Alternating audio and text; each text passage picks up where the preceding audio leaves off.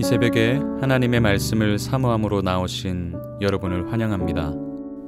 오늘 함께 나눌 말씀은 사무엘상 15장 1절에서 15절까지의 말씀입니다. 제가 읽겠습니다. 사무엘이 사울에게 이르되 여호와께서 나를 보내어 왕에게 기름을 부어 그의 백성 이스라엘 위에 왕으로 삼으셨은즉 이제 왕은 여호와의 말씀을 들으소서.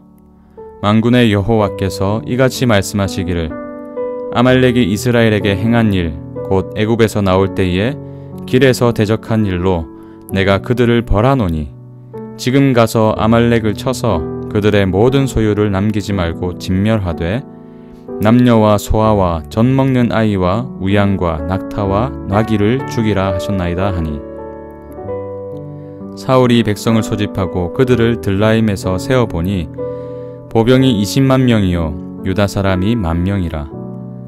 사울이 아말렉 성에 이르러 골짜기에 복병시키니라. 사울이 겐 사람에게 이르되 아말렉 사람 중에서 떠나가라. 그들과 함께 너희를 멸하게 될까 하노라. 이스라엘 모든 자손이 애굽에서 올라올 때에 너희가 그들을 선대하였느니라. 이에 겐 사람이 아말렉 사람 중에서 떠나니라. 사울이 하윌라에서부터 애굽앗 술에 이르기까지 아말렉 사람을 치고 아말렉 사람의 왕 아각을 사로잡고 칼날로 그의 모든 백성을 진멸하였으되 사울과 백성이 아각과 그의 양과 소의 가장 좋은 것 또는 기름진 것과 어린 양과 모든 좋은 것을 남기고 진멸하기를 즐겨 아니하고 가치 없고 하찮은 것은 진멸하니라. 여호와의 말씀이 사무엘에게 임하니라. 이르시되 내가 사울을 왕으로 세운 것을 후회하노니 그가 돌이켜서 나를 따르지 아니하며 내 명령을 행하지 아니하였음이니라 하신지라. 사무엘이 근심하여 온 밤을 여호와께 부르짖으니라. 사무엘이 사울을 만나려고 아침에 일찍이 일어났더니 어떤 사람이 사무엘에게 말하여 이르되 사울이 갈멜에 이르러 자기를 위하여 기념비를 세우고 발길을 돌려 길갈로 내려갔다 하는지라. 사무엘이 사울에게 이른즉 사울이 그에게 이르되 원하건대 당신은 여호와께 복을 받으소서. 내가 여호와의 명령을 행하였나이다 하니 사무엘이 이르되 그러면 내 귀에 들려오는 이 양의 소리와 내게 들리는 소의 소리는 어찌 됨이니까 하니라. 사울이 이르되 그것은 무리가 아말렉 사람에게서 끌어온 것인데 백성이 당신의 하나님 여호와께 제사하려 하여 양들과 소들 중에서 가장 좋은 것을 남김이요 그 외의 것은 우리가 진멸하였나이다 하는지라. 아멘. 자기 합리화라는 심리학 용어가 있습니다. 자책감이나 또 죄책감에 벗어나기 위해서 자신이 한 행동을 정당화하는 일 또는 그러한 심리적인 경향을 말한다고 합니다.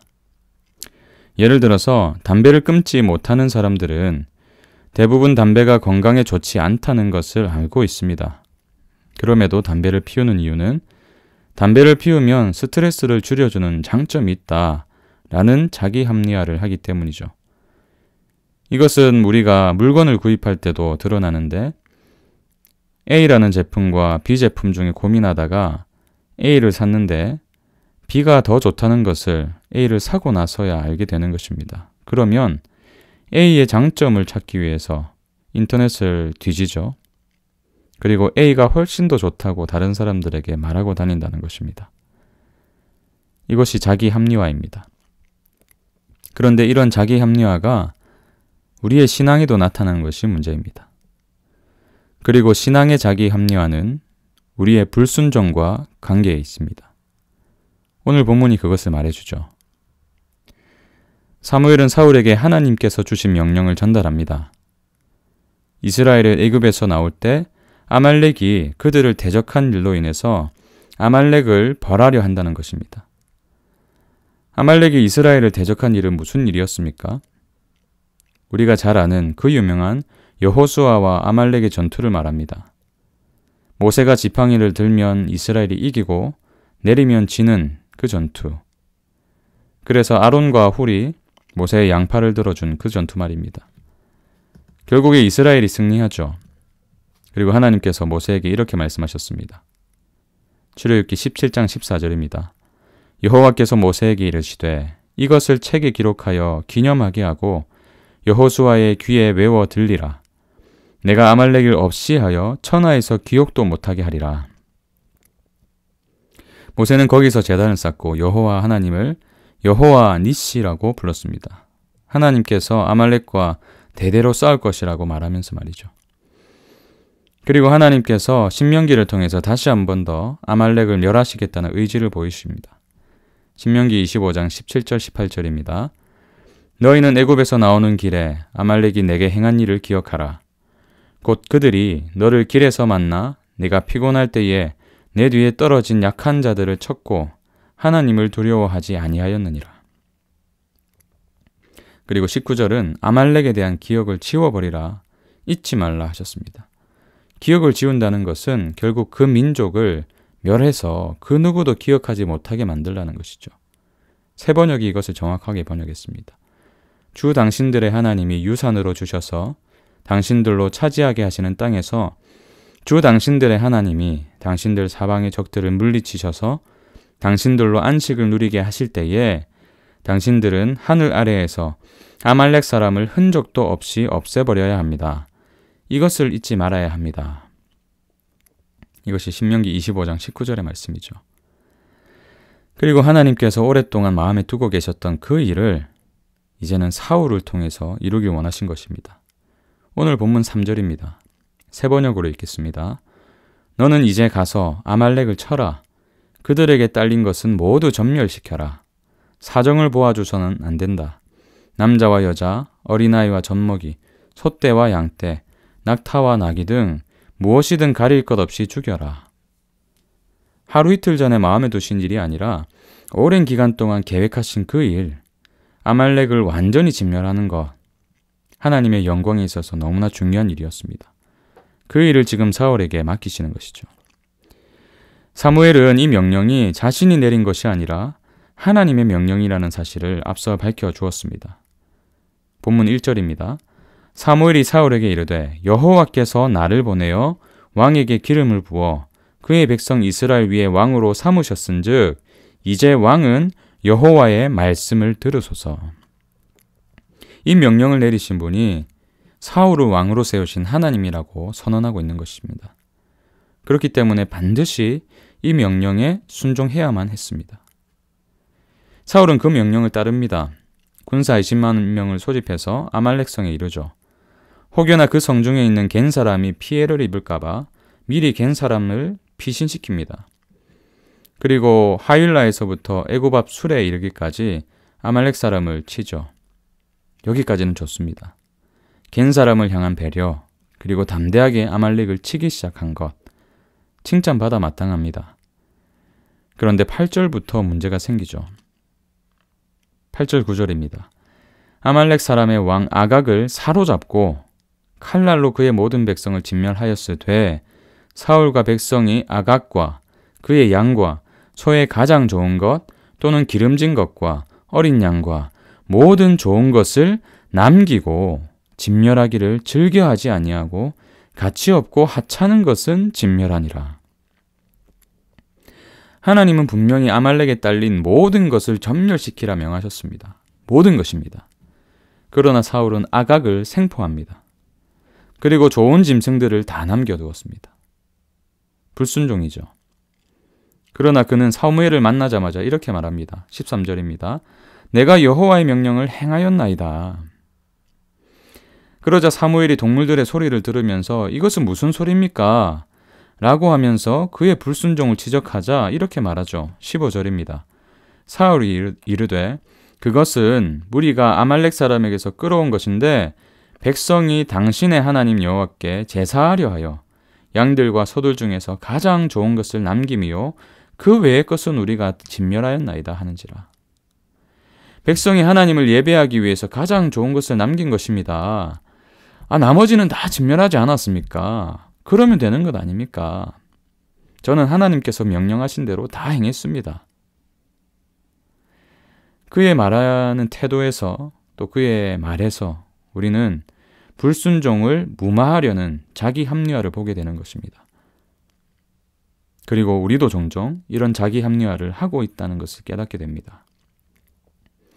하나님은 분명히 말씀하시죠. 네 이웃을 내 몸과 같이 사랑하라. 그러나 우리는 때때로 저 사람 말고는 제가 다 사랑하지 않습니까? 라고 말씀드립니다.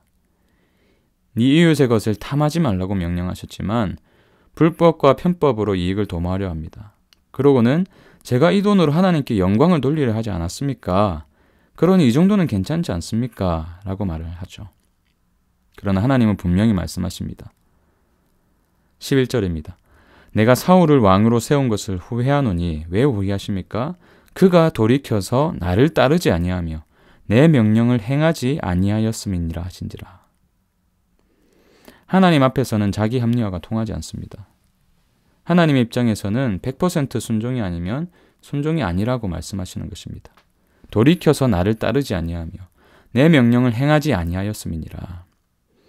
이것이 불순종을 무마하려는 자기 합리화에 빠진 자들을 향한 하나님의 평가인 것입니다. 그렇기 때문에 불순종의 현실 앞에서 자기 합리화를 하면서 공색한 변명을 늘어놓을 게 아니라 우리가 불순종했다는 사실을 발견했을 때에 또 하나님의 말씀 가운데 책망 들었을 때에 진실된 회개로 나아가야 될 줄 믿습니다. 불순종으로 인한 책임을 회피하려 하지 않고 오히려 이것을 직면하여서 하나님께로 나아가야 되는 것입니다. 우리의 진정한 왕은 하나님 한 분이십니다. 그렇기 때문에 그분의 말씀을 따르는 것이 합당합니다. 그러나 여전히 연약한 육체를 안고 살아가기 때문에 때때로 온전한 순종의 길을 걸을 수가 없는 것이 우리의 현실이죠. 그럴 때가 찾아온다면 자기 합리화가 아닌 자백을 택하였으면 좋겠습니다. 요한일서 1장 9절을 힘입어서 말이죠. 만일 우리가 우리 죄를 자백하면 그는 미쁘시고 의로우사 우리 죄를 사하시며 우리를 모든 불의에서 깨끗하게 하실 것이요. 이 말씀을 믿고 자기 합리화로 하나님 앞에 변명하는 삶이 아니라 자백함으로 회복받고 다시 한 번 더 힘을 내어서 순종의 길을 걸어가시는 저와 여러분의 삶이 되길 축복합니다. 함께 기도하겠습니다. 우리의 참된 왕이신 하나님, 우리의 모든 인생의 시작이 하나님으로부터 비롯되었기 때문에 오직 하나님께서만 우리의 왕이심을 고백합니다. 그렇기 때문에 주님의 말씀이라면 온전한 마음으로 순종하는 것이 마땅함을 압니다. 그러나 연약한 육신을 안고 살아가기 때문에 온전한 순종이 때때로 너무나 힘듦을 고백합니다. 때로 하나님 앞에 불순종의 삶을 살더라도 사울이 보인 자기 합리화가 아니라 우리의 자백을 선택하게 하여 주시고 우리를 모든 불의에서 깨끗하게 하시는 주님이심을 믿고 그 주님을 의지함으로 온전한 순종을 추구하고 온전한 순종의 삶을 살아가신 그리스도를 본받게 하여 주시옵소서. 오늘 하루의 삶을 맡겨드리며 예수님 이름으로 기도합니다. 아멘. 오늘도 우리 두 가지 기도 제목 들고 간절한 마음으로 주님 앞에 기도로 나아가겠습니다. 첫 번째는 하나님께서 우리의 왕이심을 인정하여 주시는 말씀을 온전히 순종하는 믿음을 허락하여 달라고, 그 말씀 가운데 순종으로 나아가는 인생이 되게 해달라고 그렇게 기도하시고요. 두 번째는 우리의 연약함으로 인해서 온전한 순종을 보일 수 없을 때 공색한 자기 합리화가 아니라 자백을 택하게 하시고 온전한 순종의 길을 걸어가신 주님을 본받게 하여 주시옵소서. 주님이 걸어가신 그 길을 따라가게 하여 주시옵소서. 우리 두 가지 기도 제목 붙들고 오늘도 주님 앞으로 나아가겠습니다. 기도하겠습니다.